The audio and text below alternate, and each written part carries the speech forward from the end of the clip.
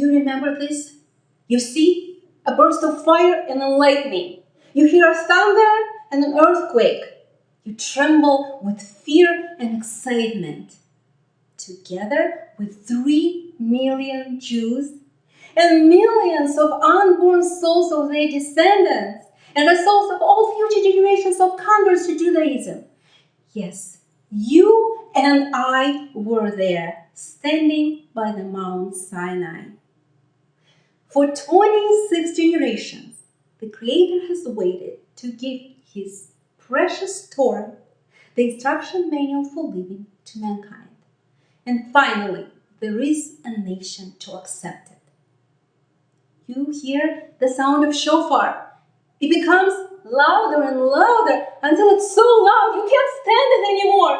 And then there is silence, a shocking silence.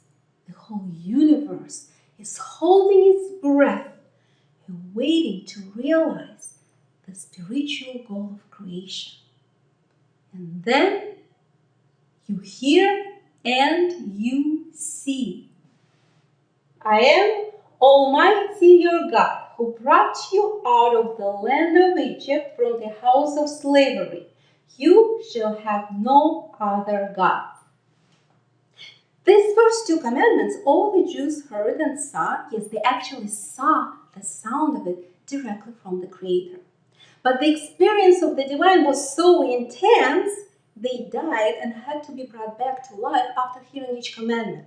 They couldn't stand it anymore, so the rest of the commandments were transferred to them by Moses. But the first 2, they heard directly from the Creator, and therefore they are implanted deeply into every Jewish consciousness. And they contain the foundation of our faith, that God exists. He brought us out of slavery. He is unique with none other besides Him.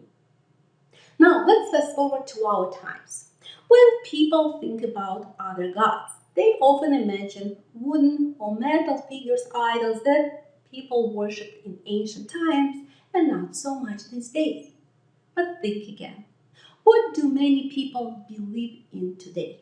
What do they rely on? Who or what they think is in control of their lives and the whole world?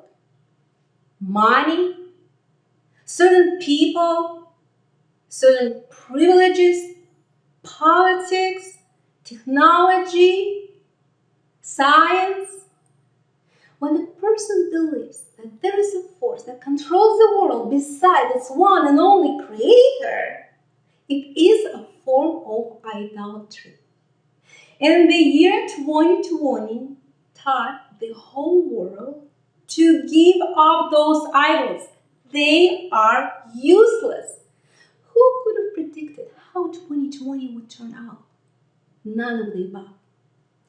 The hand of the Creator becomes more and more visible. He wants us to feel it. He wants us to get in touch with that ultimate truth that implanted deeply into our consciousness, that God exists. He brought us out of slavery.